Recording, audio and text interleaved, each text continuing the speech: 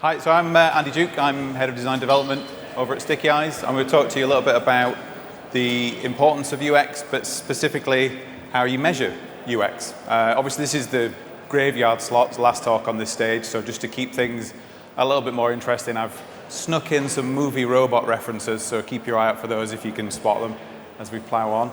But like all good wannabe TED Talks, I've kicked off with a quote. So this is one I grabbed from Search Engine Journal, but there's loads of quotes out there about this kind of convergence we see in between UX and SEO and how they're becoming, as it says there, two sides of the same coin. Because search engine algorithms have evolved based on user experience, marketeers have learned to use SEO and UX together. So it sounds like we're heading for this big, exciting moment where we can just make that equation a reality. You get yourself some great UX, you get yourself some great SEO. Sounds dead easy, nice and simple, right? We're just going to sprinkle in some great UX, sales will go up, targets will be smashed, we'll all get massive bonuses and potentially buy yachts, yeah? But there's a few problems with that. Number one, yachts are really, really expensive. And the other thing is, how do you quantify that? How do you start to measure those two things? What is great UX? I mean, great SEO, forgive me for saying this in this particular room, it's easier to quantify. You know, the position 1 is better than position 41, right? That's what SEO success looks like. But what's the UX equivalent? What's UX success? What does good UX look like? And more importantly, how do you measure that? How do you go about starting to quantify that? So it's impossible, right? Except Google are pretty open about the fact that UX, but user experience, is going to become a key ranking factor for them. They want to put you onto sites that have a really, really good user experience. And if they're doing it, then it must be possible, right? So they're doing one of two things to do this. They've either perfected human cloning. They've got like an army of around 8 million human clones. They've got stashed in some kind of James Bond villain Arctic layer somewhere. And what they're doing is they're using their human brains to look at every single page of the internet and decide how good the user experience is. Or they're using machines to do it. Now, I think it's probably this. I'd like to think it's the human clones and the villain layer, but I think in reality, Google are using machines to measure user experience somehow. So how are they doing it? You know, if it's theoretically possible to measure good user experience with a machine, how are they doing that? Because user experience it's a really human concept. It's all squirrely-whirly, and it's a woolly concept. It's to do with emotions. It's not hard and fast data. It's a big squiggly line, essentially, is UX. It's about human emotions, and what I like isn't necessarily what you like, but it's all part of the user experience. So if we start taking a look at what things we can measure, so we've got to categorize user experience as a concept as a whole, because it is a big old mess of things at the moment. And there's a lot of writing out there about how you can categorize user experience, the different metrics and the different buckets they fall into. You can look at behavioral versus attitudinal user experience, qualitative data points versus quantitative data points. The HEART framework's a really popular way of looking at things. But for the purposes of today, I've invented a categorization framework for us. We've got UX hygiene factors, basic UX measures, and then super duper tricky complex measures. Now, in terms of what loosely falls into those categories, a UX hygiene factor is something that's a yes or a no. It is or it isn't. When you're measuring the UX of a site, it either does this thing or it doesn't do this thing. The basic UX measures, they're the things that kind of sit on more of a scale, not necessarily yes or no, but it sits on a simplistic scale. And then super duper tricky complex measures, that's where we start looking at the more conceptual things, or the things that bring in really difficult interrelated data. But what I thought we'd do, we'll go through each of those one at a time, and we'll look at some examples of different measures and metrics that fall into those different categories, and then we'll look at if you could actually measure that with a machine, with a robot, like theoretically Google's doing at the moment. So if we jump into hygiene factors first of all, these are the things where it's a yes or no answer from a UX perspective. So what I've done, hopefully they won't be too cross about it, I've taken the First Direct Arena website and thrown it into the Google Mobile Friendliness tool. And this is it's a great tool. If you haven't used it, get out there and use it. It's really, really good for categorizing and throwing out there some of those UX hygiene factors. It either is or isn't. So, for example, for the First Direct Arena website, it's failing on a couple of things. There's one, you see there, clickable elements are too close together. I think this is to do with the little X that's next to the pop-up there. People who've got big fat sausage fingers like me, they're going to be typing the things that they're not mean to be pressing on. So that's a fail. It's a pass or a fail. Simple enough to measure. Another great example is it's failing on the text being too small to read. I think this little pop-up you've got in the bottom left there, that's failing because that's pretty hard to read on this screen, let alone a tiny mobile screen. So those things there that are thrown out there, big question is, can we use a machine to measure them? Well, obviously, it's on the Google tool, so the answer on that is coming up any second now. I think I might need to stand on that side going forward. Yeah, so unsurprisingly, the answer there to can a machine measure some of those hygiene factors is yes. It's already doing it. The Google Mobile Friendliness tool is already telling you whether you are ticking those UX hygiene factors. It's dead easy. If we move on to some other examples, this is, if you haven't seen it, a PDF that Google put out called the UX Best Practice Playbook. It's a series of UX best practice principles according to Google, and they've categorized them into certain sectors. So this is a screenshot from the travel playbook. These are things that Google are calling out as UX best practice. So if we look at one of them, they're saying that you should have a clear CTA above the fold. Pretty simple. Some examples they've got in the PDF. You can see that these are travel comparison sites. They've all got a really nice, obvious CTA above the fold. So that's what you should be aiming for. If we start talking about how well you can measure that with the machines, I'm going to give that one a tick. I think, yeah, with the right script, you could probably programmatically check if your website has got a CTA above where the fold would be. It's quite an important thing to get ticked if you're going for the best user experience possible. And yeah, we can do that with the machine. But what about if we pick one of the other factors from this same UX best practice playbook? One of the other ones from the results page, they suggest you should always use professional imagery. Makes sense from a UX perspective. You know, you're essentially talking about the difference between that image and that image on a travel website. You know, one of them is pretty obviously professionally shot.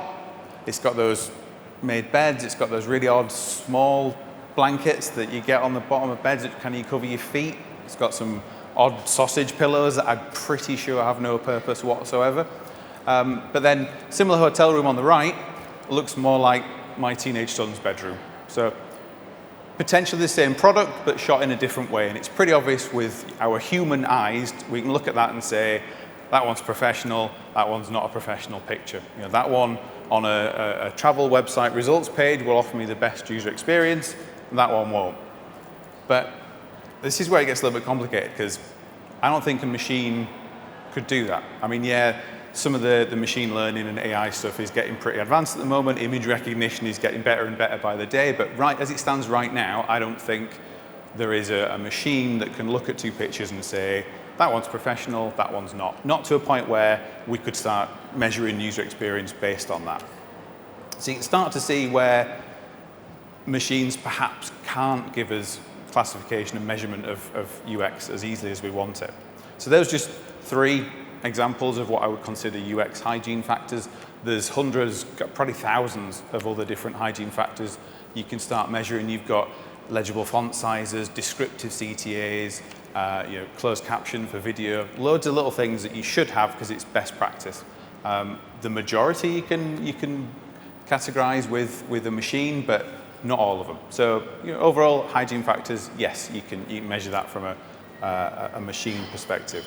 But if we move on to basic UX measures, so these are the ones that aren't simple yes or no answers, they're more on a scale. Perhaps the best example is the Google Page Speed Analysis tool, which again, if you haven't checked out, you need to be checking that out as soon as possible. It gives you a really, really nice score on how fast your page is being loaded. Again, I've picked on the First Direct Arena, but this time they come out all right, thank goodness. So they score a nice 85 out of 100 on page speed. It's a really, really important UX factor. You think about how quick a page loads. Obviously, it's really important to the user experience. It gives you some other great tools as well at the bottom around first, contentful, paint. But if we focus on the overall metric of how fast is this page, it's another great one that a robot can be measuring for us. I can put a URL into that tool, and it will tell me really nice score out of 100. It's color-coded just to really, really enforce how well you're doing. So I can start measuring that with a machine. If we jump into another metric you might get from Google Analytics, average page depth. Again, it's a really, really easy metric to get hold of. This is a screenshot where it's showing that the average depth of pages that a user's going to on average for a particular site is 1. Again, really, really easy for us to get with a machine, right? So we're starting to see that maybe it is possible that we can use machines to just quantify how good the user experience on a site is. Except when you start to think about it, all that's telling me is that the average page depth is 1. Okay, it's cool, but is 1 good? Is 1 not good? Should it be 3? Is 4 too many? What if it's 7? What do I do? And this is where you start to realize that you can quite easily use machines to measure certain factors, but when you need meaning from those factors, when you want to be able to say whether you've got a good UX or not a good UX, is your experience being offered a good one or not a good one, the machines aren't really doing it for you. And this is why, for things like average page depth, yes, it can measure it, but it's not really giving you a commentary. It's not saying what you should or shouldn't be having. Now, you can use best practice, but this is where you start to need humans again. Another great example, perhaps the best metric that gets measured at the moment when you're talking about user experience is conversion rate. It's the most important factor, really, when you're looking at website success and business success. Even if you don't have an e-commerce website, even if you're just measuring task conversion for things like submission of inquiries or downloading a trial, watching a full video, you're still looking at a task that's taking place on your website and how many people are doing that task. Again, it's a pretty easy metric to get hold of. There's a lot of credence paid into the importance of it. But when we start looking at, does that tell me whether I've got a good UX or not?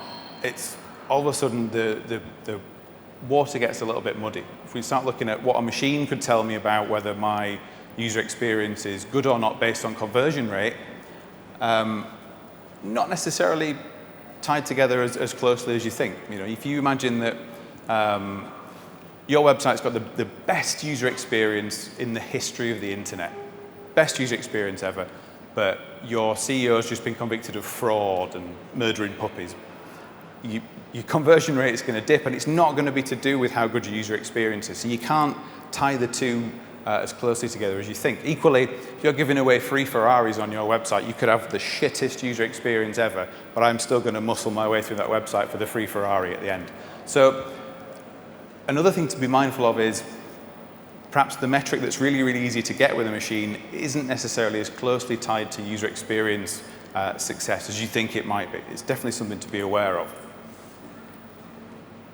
And where we, again, have covered I think it's just 3 basic metrics there, but there's hundreds and hundreds of other ones that you should really be following for your site. You've got examples like bounce rate is a great one that people tend to follow, but without really understanding exactly what good bounce rate is versus bad bounce rate. You're following the metric of things like back button usage or the reading age of your content. There's hundreds and hundreds of these little basic measures that you can start to track, but you need to start understanding about what good looks like, and the machine doesn't always tell you that.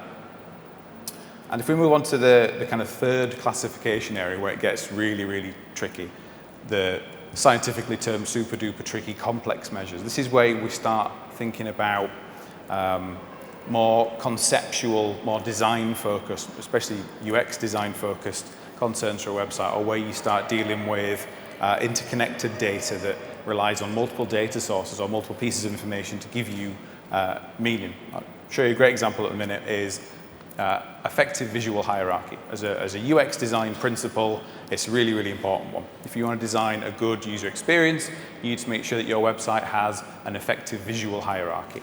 Example at the minute, you have 2 wireframes on the screen. This one's just text, just dumped on a page. It's got a terrible user experience. The one on the right, it's got a really nice visual hierarchy that's been designed. There might be some headings in there, there's some images placed in there might be a big CTA that breaks up the content. You tell that the one on the right got a better user experience than the one on the left. Easy enough, again, using your human eyes to decide that that's a better user experience than that one. You might even be able to boil it down to some of the UX hygiene factors. You might be able to say, well, a page should have an obvious heading. It should have some imagery in there. It should have subheadings breaking up the page. But again, that's not going to give you the full picture. That's not going to tell you if you've got a good user experience or not, because there's so many other conceptual and subjective elements that go in there, whether it's the amount of padding that you put between the content, or what type of imagery you choose, or what font am I picking for the header text, and how well does it match the body copy?